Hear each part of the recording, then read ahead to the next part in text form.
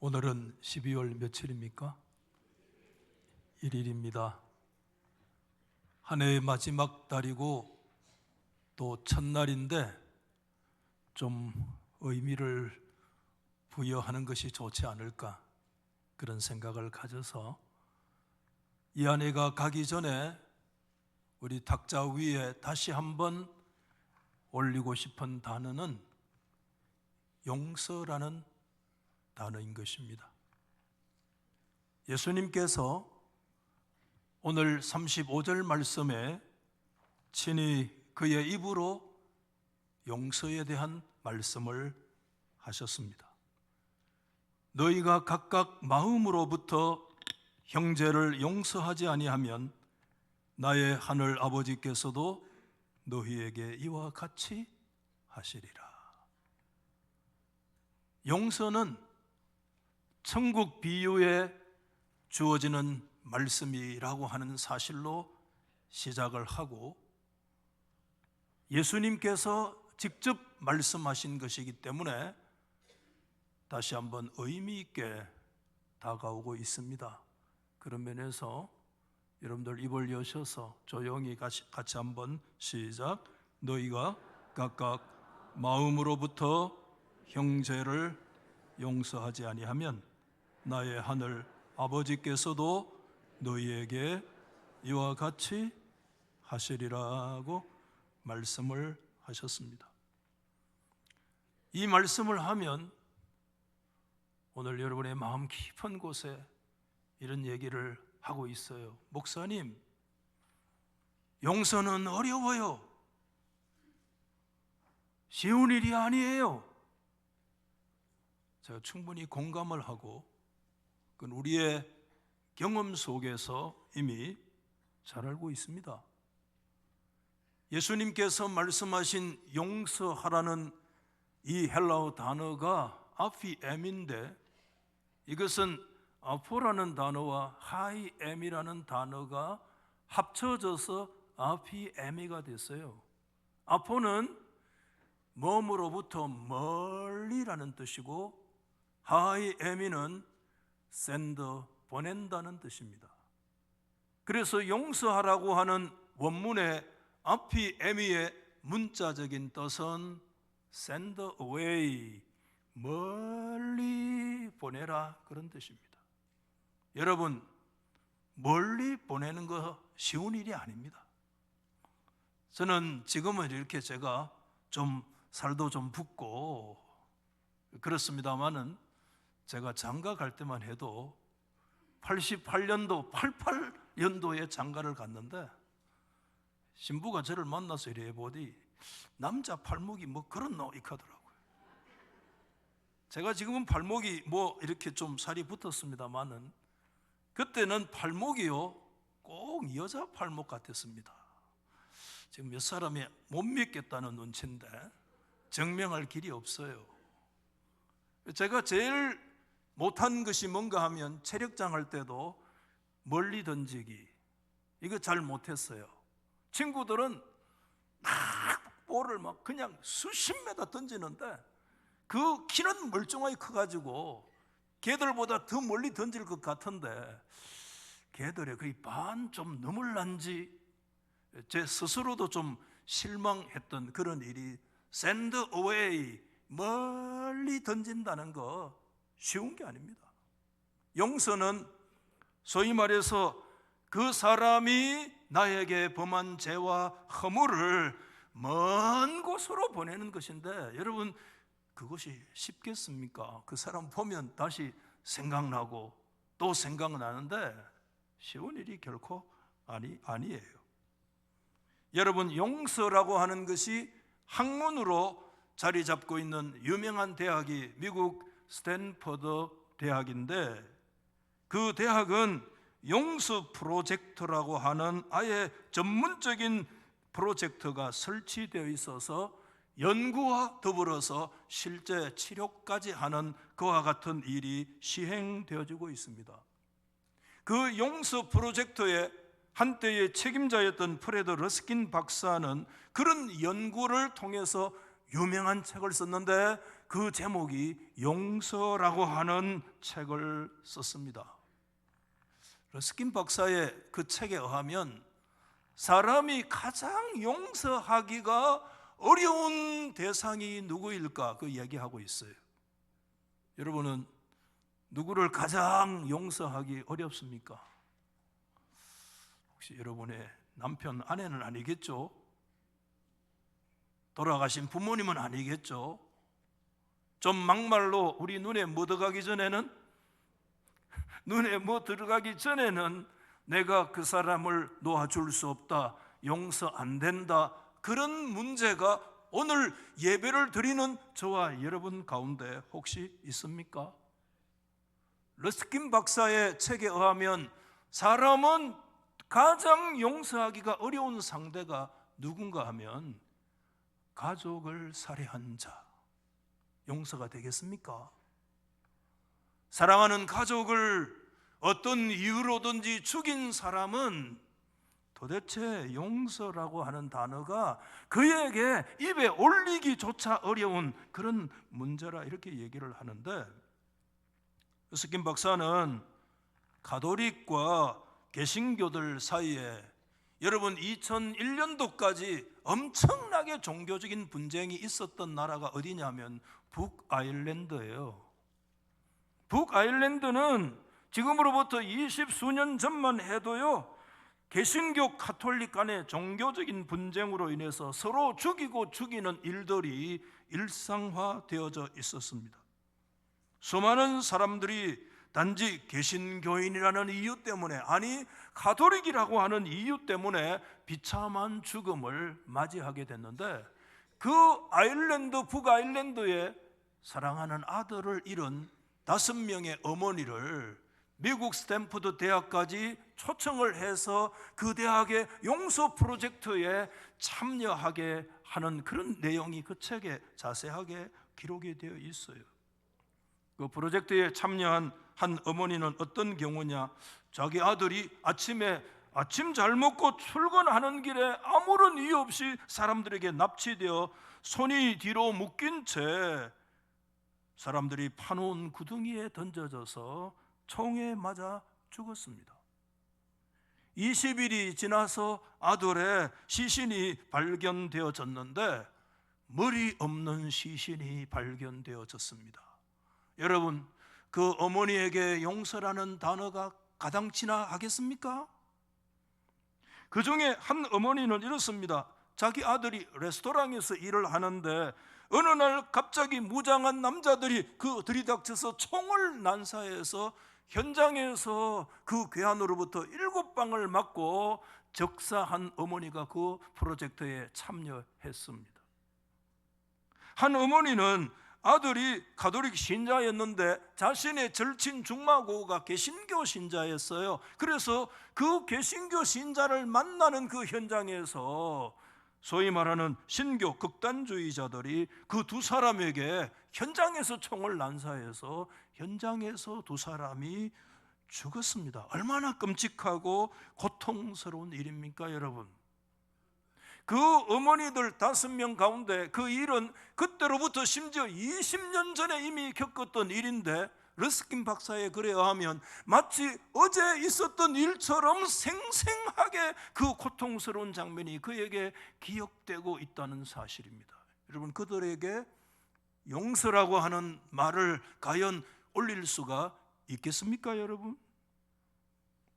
저는 가끔 이 강단에서 저희 가족사를 여러 차례 말씀을 드린 적은 있습니다.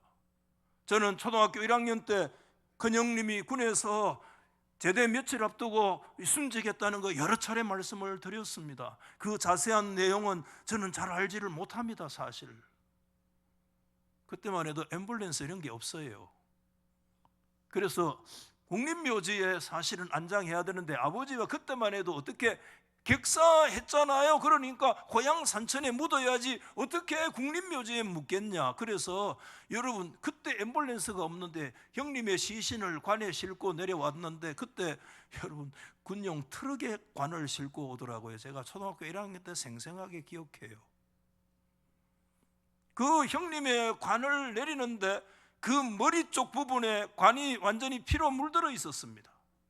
그래서 저는 형님의 장례지를 우리 고향 뒷산 선산에 따라갔기 때문에, 왜 그때 그 몰관이라고 그래서 관을 다 뜯어내고 시신만 땅에 그 차가운 데 묻더라니까요. 그때 그렇게 묻는 방법도 있어요.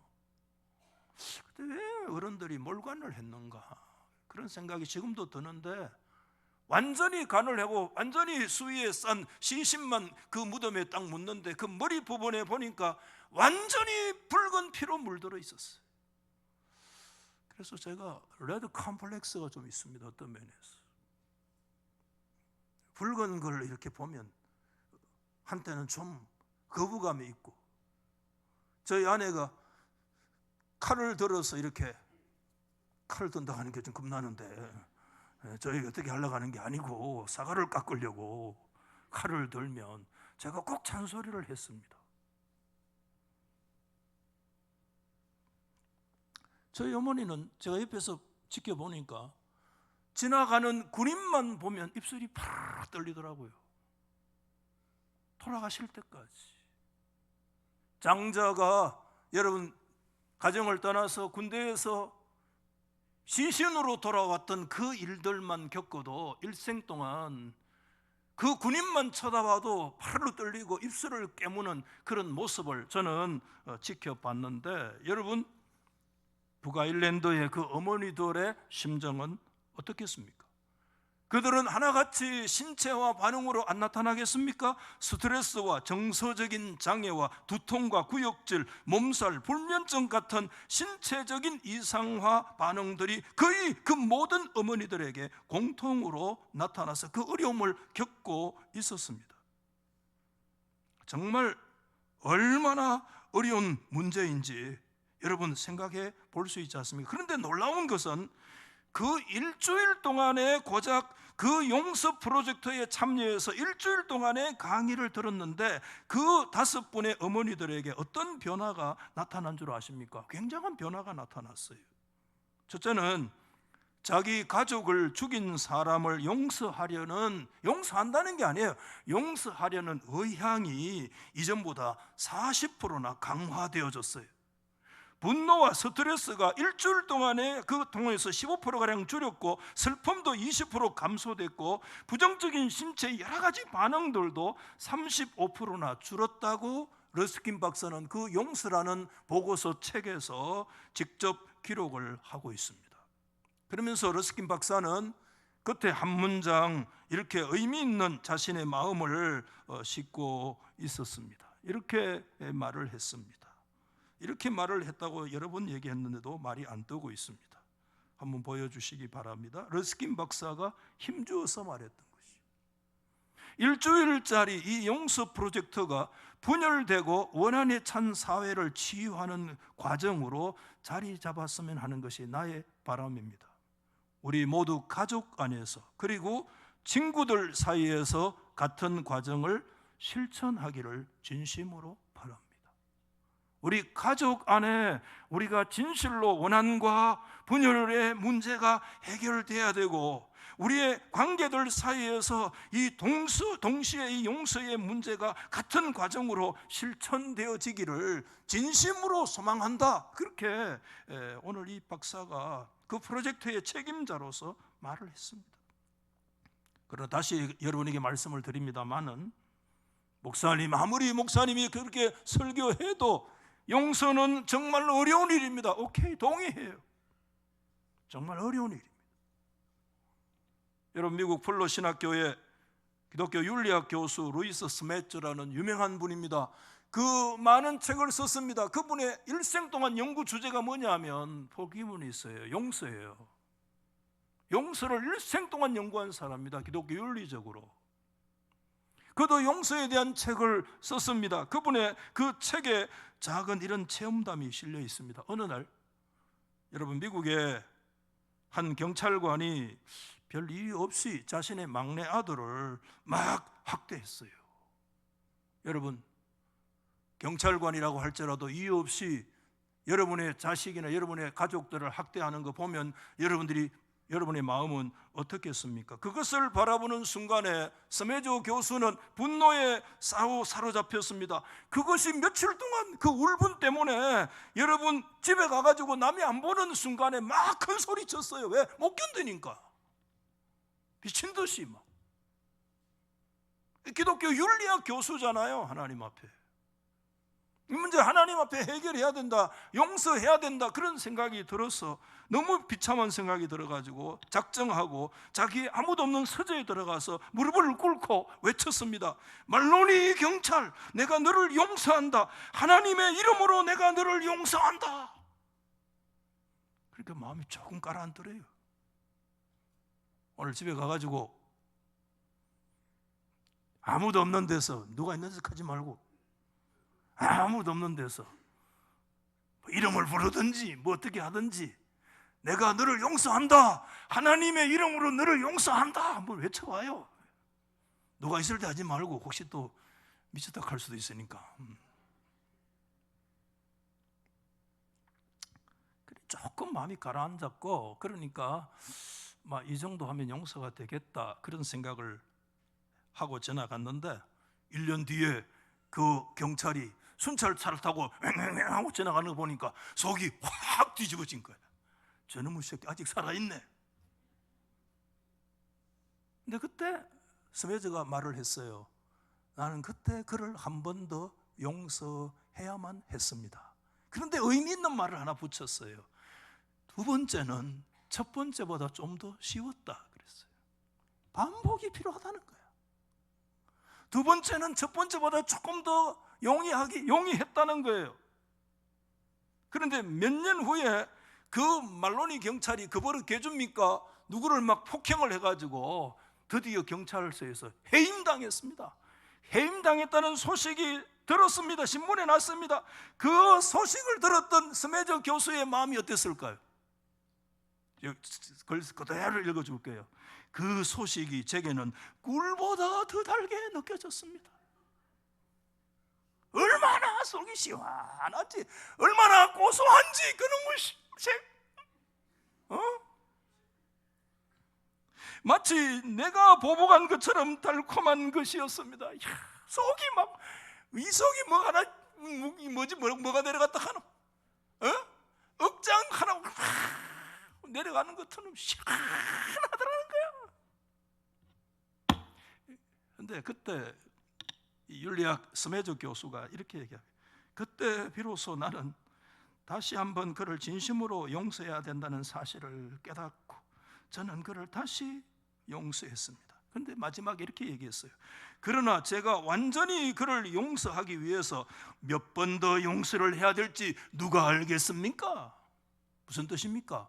일생 동안 용서를 연구했던 사람인 여러분, 신학자도 목사도 여러분, 내가 그 사람을 앞으로 완전히 용서하는 이런 몇 번의 반복적인 삶을 통해서야 알 수 있겠습니까? 자기도 모르겠다는 거예요. 자기 마음을. 용서는 그만큼 어려운 것입니다. 여러분, 그런 문제를 오늘 여러분, 이 아내가 가기 전에 마지막 달 이 첫날에 오늘 이 플라워에 다시 올려서 우리가 하나님 앞에 오늘 우리 자신을 살펴본다는 거, 어떤 의도도 아닙니다. 저는 누구를 전주어서 말하는 것도 아닙니다. 전준다면 저 자신을 전주는 거예요. 지금 여러분, 이것이 저의 이야기고 우리의 이야기 아닙니까?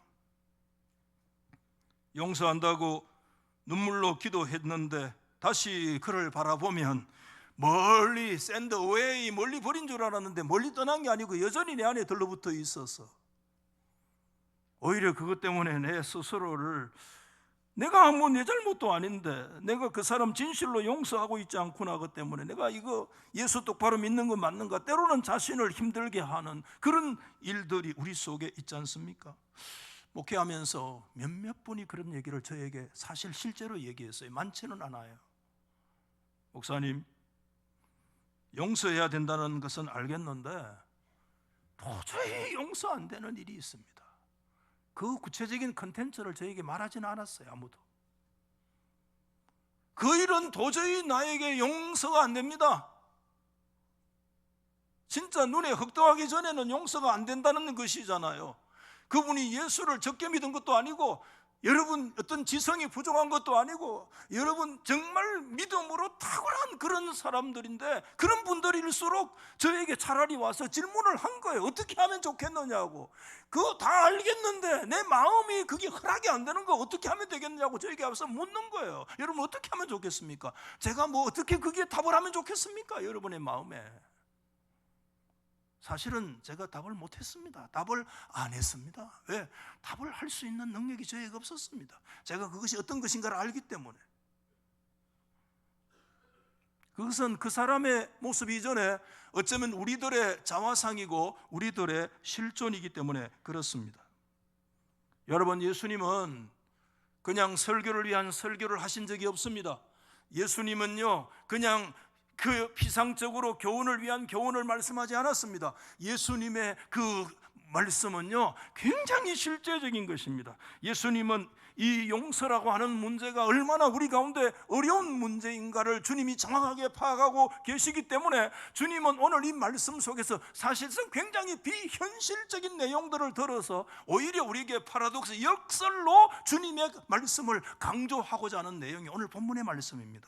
구체적인 내용은 제가 안 와도 다 아시기 때문에 설명 안 드리겠습니다.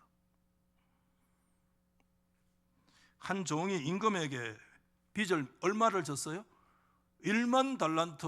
한 종이 임금에게 졌다는 것도 이것도 굉장히 생각해보면 굉장히 비현실적인 겁니다. 이거 있을 수도 없는 일입니다. 그런데 그보다 진짜 더 비현실적인 것은 뭐냐면 그것을 전제하고 나중에 빚을 갚으라고 임금이 종에게 얘기했을 때 그 종의 얘기가 정말 기가 찬 얘기를 하고 있습니다. 종이 26절에 뭐라고 얘기합니까? 그 종이 엎드려 절하며 이르되 뭐죠? 내게 참아주시기 뭐 조금 말미를 달라 이 말이잖아요. 그러면서 뭐라고 얘기합니까? 기가 막히는 소리 합니다. 뭐죠? 다 갚겠습니다. 지금 기가 막히는 거예요.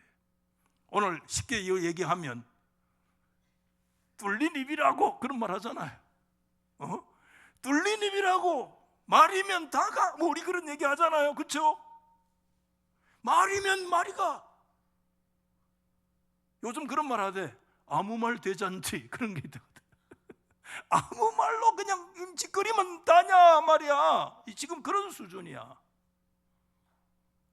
내가 다 갚겠습니다. 불가능한 일입니다.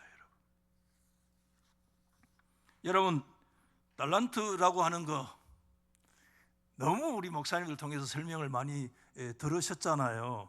달란트는 여러분 금이나 은의 중량으로 소위 그 당시 화폐 제도 가운데 가장 큰 단위가 달란트예요. 여러분, 1달란트는 오늘 이제 우리가 뭘 좋아하느냐? 금을 좋아하잖아요. 금을 좋아하는데 1달란트는 금으로 킬로그램 얘기하면 몇 킬로그램인가 하면 34킬로그램입니다. 좀 정신 차려봐요. 지금 금 얘기하고 있어요. 몇 킬로그램이라고 1달란트가요? 34킬로그램이에요. 자, 목사님 우리 집에 34킬로그램 금송아지 있습니다. 손 들어보세요. 손 들면 큰일 납니다. 오늘 저기 불안하다. 여러분, 제가 이거 어떻게 하면 좀 다시 실감 있게 한번 할까 싶어가지고, 그러면 34kg이 1달란트인데 그러면 1kg에 골드바 압니까? 골드바 아세요? 누런 떡처럼 되어 있는데 그게 순황금, 그게 골드바인데 1kg이 얼마인가 하고 내가 교회 오기 전에 아침에 새벽기도 마치고 다시 한번 인터넷 가보니 오늘 시세로 1kg의 순금 골드바 한 개가 얼마인 줄 아십니까? 1억 4,500만 원이라. 놀라지도 안 하네. 집에 한 10개쯤 있는 모양이라 내가 볼 때는.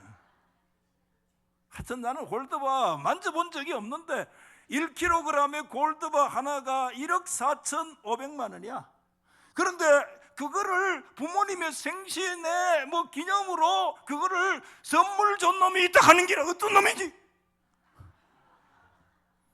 오늘 주문하면 내일 배달된대 당장. 야, 그래 오늘 주문해볼까? 내 인생 한번 보면 내 인생이 3일 골드바 하나도 주문할 정도 못 되냐. 뭐 놀러를 가다가 말았습니다만은 제가 쿠팡을 못 합니다.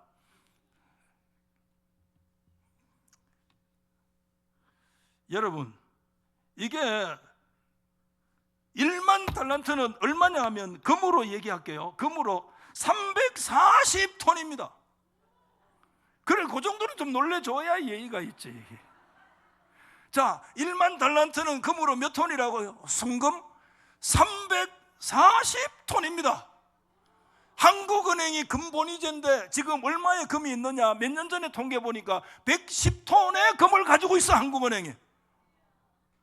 그러니까 2000년 전에 예수님께서 말씀하시는 1만 달란트의 금이 얼마라고요? 340톤의 금을 얘기한 거야. 예수님 제정신입니까 지금?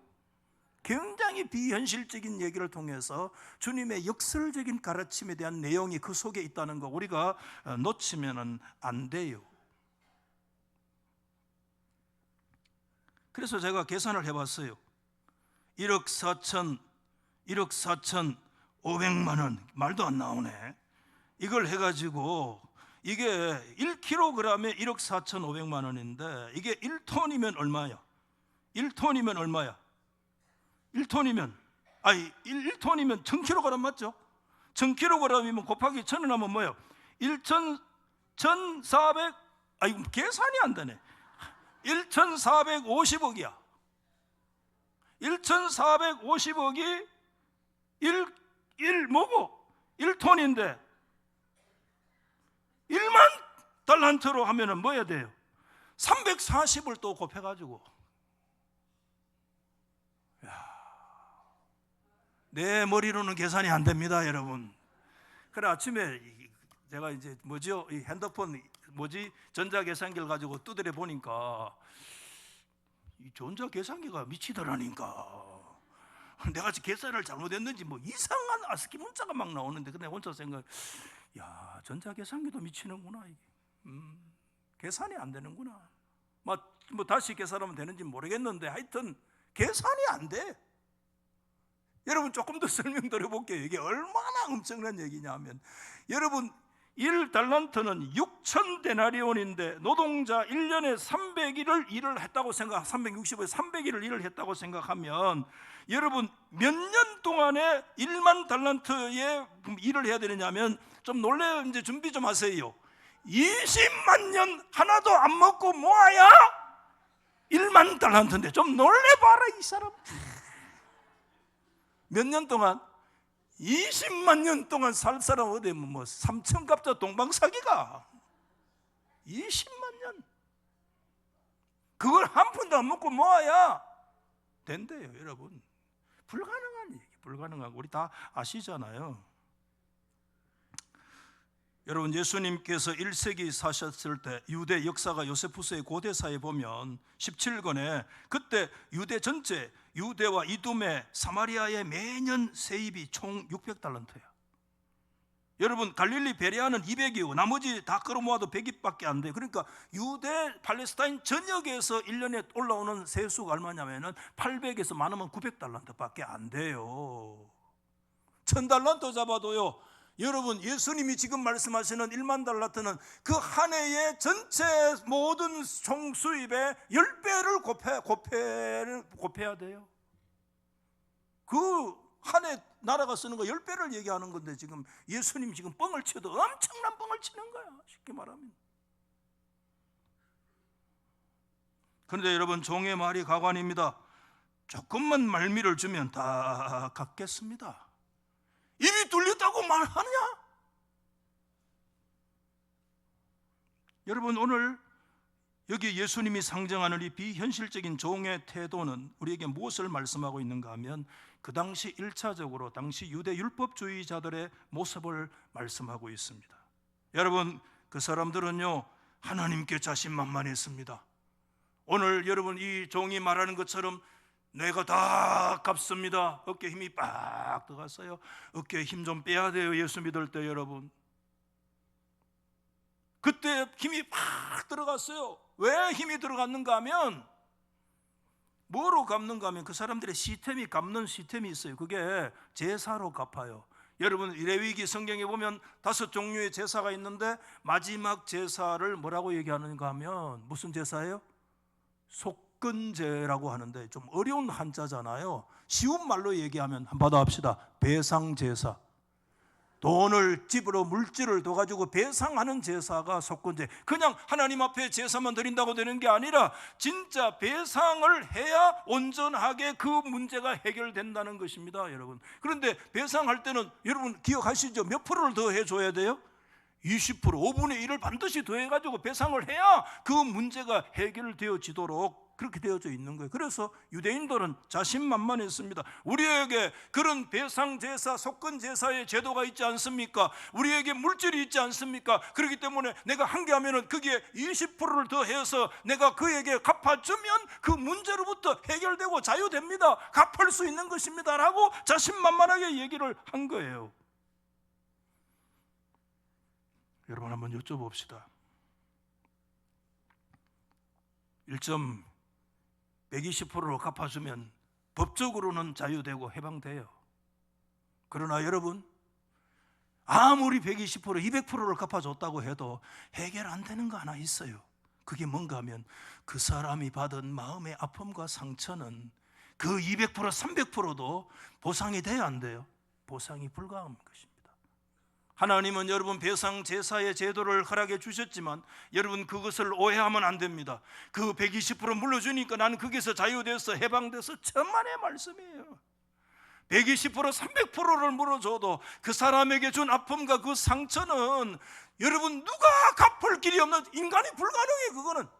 그렇기 때문에 우리의 말 한마디 은행이 얼마나 조심스러운지 몰라요. 왜? 내가 글을 찍어서 그에게 아픔과 상처를 주었던 것은 내가 미안합니다, 용서를 구하십시오, 진실로 눈물로 회개하고 사과를 구하고 여러분 용서를 구하는 것도 매우 중요하지만, 그러나 그걸 받아들이고 관계가 회복되어졌다고 할지라도 그가 아팠던 그 아픔과 마음의 그 깊은 상처는 그 누구도 해결할 수 없어요. 그는 불가능해.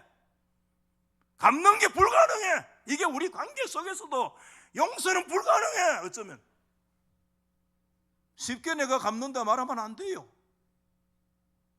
그거 생각하면 우리의 은행이 얼마나 신중해야 되는가를 생각하게 돼요. 우리는 3심제 대법원에 올라가면 대법원에서 이기면 다 끝나는 거잖아요. 그렇죠?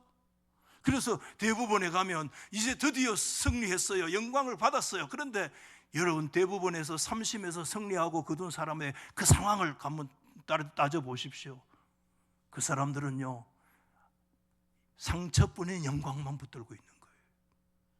법으로 승리했지만 그 여러분 3심까지 오기까지 그 아팠던 마음, 그 고통스러웠던 마음, 그 정말 2차, 3차의 그런 이런저런 가해의 그 아픔들 누가 그거 해결해 줍니까?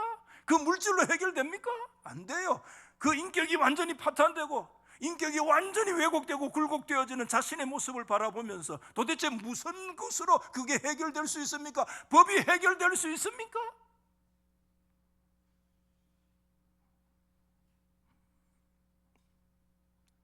여러분 예수님 당대의 율법주의자들은 사실상 뭐를 모르느냐? 자신들의 실체를 모르는 것입니다. 마치 종이 자신의 실체를 알지 못하는 것처럼 성경이 말하는 종의 실체는 여러분 25절 이 짧은 말 한마디 안에 다 들어있어요. 뭐라고 얘기했습니까? 갚을 것이 없는지라. 이게 정확한 말입니다. 종은 갚을 것이 없습니다. 아니, 갚을 것이 없는 것이 아니라 갚을 것이 불가능한 것입니다. 갚을 수 없는 것입니다. 여러분 이것은 종의 실체를 얘기하는 것이 아니라 오늘 이곳에 있는 저와 여러분의 실체, 우리의 리얼리티입니다. 우리는 하나님 앞에서 그런 면에서 적어도 관계 속에 조그마한 것이라도 내가 그 사람한테 용서를 구하고 그러면 됐다고 생각하지만 큰 착각입니다. 갚을 길이 없습니다. 우리는 그 무엇으로도 그거 해결이 안 됩니다. 우리는 그런 면에서 인생은 하나님 앞에 부도난 인생입니다. 도대체 갚을 수 있는 능력 자체가 우리 가운데 없는 존재인 것입니다. 우리는 그런 면에서 도대체 대책을 전혀 가질 수 없는 무대책의 인생이 바로 우리 인생입니다. 여러분 여기에서 대책은 종에게 그런 대책은 있을 수 없고 누구에게도 대책은 없고요. 대책은 하나, 그 임금에게만 대책이 있습니다. 여러분 이 임금은 우리 인생의 주인이신 하나님인 거 여러분 믿으십니까? 저와 여러분의 인생의 대책은 살아계신 하나님만이 온전히 그분의 의중에 그분의 뜻 안에만 지고 계시는 줄로 믿으시기를 바랍니다. 그 해결책이 우리에게는 없습니다. 성경은 이렇게 말씀하는데 27절 말씀에 우리 같이 한번 보십시다. 시작. 그 종의 주인이 뭐지요? 불쌍히 여겨 놓아보내며 그 빚을 탕감해 주었다. 너무나 귀한 두 단어가 여기에 기록되어 있는데 첫 번째 단어가 뭐냐 하면 탕감이라고 하는 단어, 여러분 아폴루센이라고 하는 단어 다 아시잖아요. 국어 사전에 보면 세금이나 빚 따위를 덮어주거나 덜어주거나 모두 없애주는 것, 이게 탕감이라는 뜻이에요. 그냥 없는 것으로 우리 가운데 완전한 자유를 주는 것입니다. 어떻게 그것이 가능한 것입니까? 너의 몸이라도 팔아라, 너의 마누라도 팔아라, 네 자식이라도 팔아라고 오늘 성경이 얘기했는데 자신이 마누라도 팔아가지고 갚는 흉내라도 내니까 계전에 정이 있다 그래서 풀어준 겁니까? 아니 자식 팔아가지고 그 돈으로 갚아주니까 좀 기다리십시오, 내가 다 갚겠습니다 했기 때문에 오늘 여기에서 탕감해 준 겁니까? 아니에요. 그게 근거가 아니에요. 유일한 근거 하나는 임금 자신이 가지고 있습니다. 주인 자신이 가지고 있습니다. 천국은 그 임금의 마음에서부터 시작되어지는 것입니다. 그 임금이 그를 불쌍히 여긴 것입니다.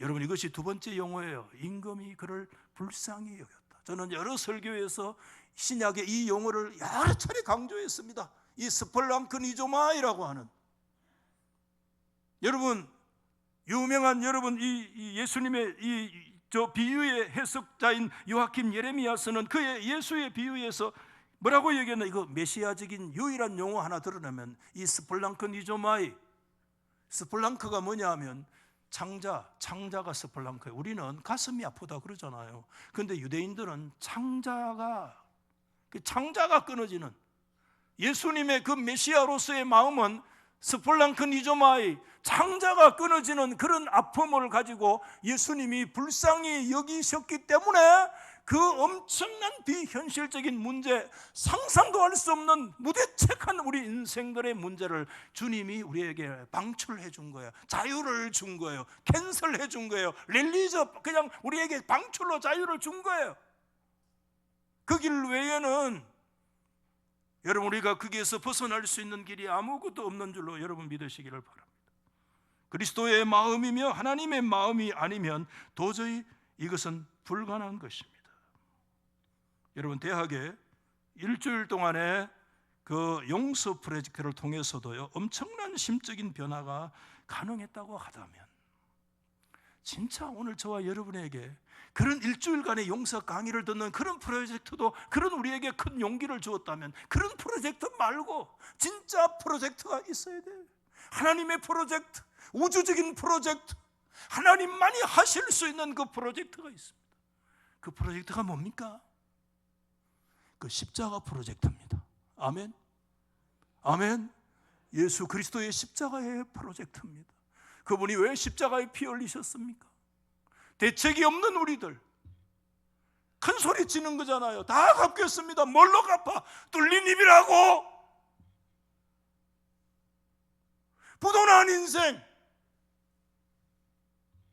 아무런 대책이 없는 인생, 영원히 그것 때문에 그 빚에 눌려서 그 감옥에서 완전히 그냥 썩어 인생을 끝내버려야 될 수밖에 없는 그런 인생에게 유일한 프로젝트 하나가 있다면, 그것은 강의 듣는 거 아니고 한편의 설교를 듣는 것이 아니고 하나님의 아들 예수 그리스도, 그분이 직접 우리를 위해서 자신의 모든 것들을 대신에 쏟아 부으시는, 대신 지불하시는 그분의 거룩한 핏값을 통해서 저와 여러분들은 그 무서운 그 구덩이, 대책 없는 부도난 우리 인생들을 그곳에서 사주시고 건져주시는 하나님의 프로젝트, 십자가의 프로젝트, 갈보리의 프로젝트가 아니면 우리에게는 소망이 없습니다. 하나님의 프로젝트만이. 주님은 십자가 위에서 마지막 이 말씀하셨습니다. 다 뭐지요? 이루었다. It is finished. 다 이루었다. 이 말씀은 무슨 뜻인가 하면, 받아하십시다. 내가 다 갚았다. 저와 여러분의 피에 우리의 죄값을, 우리의 무거운 그 엄청난 빚을 예수 그리스도의 죄 없으신 그놈의 그분의 피로서만이 다 갚아주신 줄로 믿으시면 아멘. 그렇기 때문에 마친 겁니다. 주님은 다 갚으셨습니다. 그래서 우리에게는 자유와 온전한 방출의 역사가 일어나게 되어진 것입니다. 말씀을 정리하면서 아직 해결되지 않는 하나의 문제가 남아 있습니다. 누가 이 문제를 안고 있습니까, 여러분? 1만 달란트를 탕감받고 돌아가는 길에 자신에게 100데나리온은 빚진 사람이 자기에게 갚지 않는다고 그 사람의 목을 잡고 조금만 기다려 주십시오, 내가 갚겠습니다. 이 종은 진짜 진심 있는, 갚을 수 있는 말이거든요. 그런데 그걸 기다리지 못하고 그를 끌고 가서 어디에 쳐넣느냐면 옥에다가 쳐넣었어요. 이 사람의 문제를 말하는 것입니까? 아니면 지금 오늘 이 말씀의 출발 지점의 동기는 누구의 질문이었습니까? 예수님의 제자 베드로가 예수님께 와서 우리가 형제가 나에게 잘못하면 몇 번 용서해 줘야 됩니까? 라고 하는 그 질문에 지금 용서의 숫자를 헤아리는 베드로의 문제를 말씀하고 있는 것입니까? 베드로는 그렇게 질문했잖아요. 주여, 21절에 내게 형제가 죄를 범하면 몇 번 용서해 줘야 됩니까? 7번까지 하겠습니까? 그때 예수님께서 이런 것이 7번이라고 얘기했는데, 여러분 본문 성경에 들어가 보면 이게 77이 49, 490일 수도 있고 70 더하기 7일 수도 있는데 어떻게 하래? 주님의 뜻을 우리는 이해를 하고 있잖아요. 계속해서 베드로는 용서의 숫자를 헤아리고 있습니다. 저 사람 내가 한 번 용서해 줘. 랍비들은 숫자를 헤아렸거든요. 3번 용서해 줘라, 3세판 아이가. 근데 4번째는 절대 용서하면 안 돼. 이게 랍비의 가르침인데 그거 뛰어넘어서 7번까지 얘기했다는 거 굉장한 얘기죠. 근데 예수님은 이런 것이 7번이라고 얘기를 하시잖아요. 여러분, 아직 해결되지 않는 문제가 어디 있습니까? 그것은 100데나리온에 갚지 않았다고 끌고 가는 그 종의 문제도 아니고요, 지금 용서의 숫자를 헤아리고 있는 베드로의 문제도 아니에요. 여러분 감을 잡고 계십니다. 그 문제는 누구의 문제인가 하면 지금 형제의 목을 비틀고 있는 저와 여러분의 문제, 우리의 마음의 문제, 이 문제가 여전히 남아있다는 거예요. 형제의 멱살을 잡고 그 얼마나 그 사람의 멱살을 잡았는지, 나의 손에도 피가 통하지 않아서 내 스스로도 그것 때문에 고통을 당하는 이 문제에 대해서 말씀하고 있는 거예요.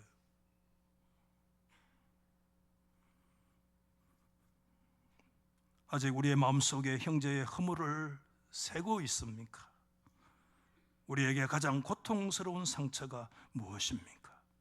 우리는 말씀을 마치면서 주님의 두 마디 말씀을 다시 기억하면서 끝내려고 합니다. 33절 말씀 같이 시작. 내가 너를 불쌍히 여김같이 너도 네 동료를 스플랑크니조마히 하는 것이 마땅하지 아니하냐. 아멘. 35절 말씀 한 번 더 시작. 너희가 각각 마음으로부터 형제를 용서하지 아니하면 나의 하늘 아버지께서도 너희에게 이와 같이 하시리라. 여러분 좌우의 마지막 한번 서로 질문하겠습니다. 한번 물어보세요. 옆에 있는 분에게 당신은 용서를 아십니까? 용서라는 단어를 말하는 것이 아닙니다. 용서의 리얼리티, 실체를 말씀드리는 것입니다. 용서의 단어는 알 수 있으나 용서의 실체를 알 때 우리는 복음을 아는 것입니다. 용서는 십자가의 복음을 말씀하고 있는 것입니다. 저와 여러분들 복음의 정신으로 주님 걸어가신 그 길, 이 한 해가 가기 전에 우리 부족하지만 그 길을 다시 결단하고 걸어가는 그런 역사가 우리 가족 속에, 우리 관계 속에, 우리 교회 안에, 우리 국가와 민족 안에 일어나기를 예수님의 이름으로 축복합니다.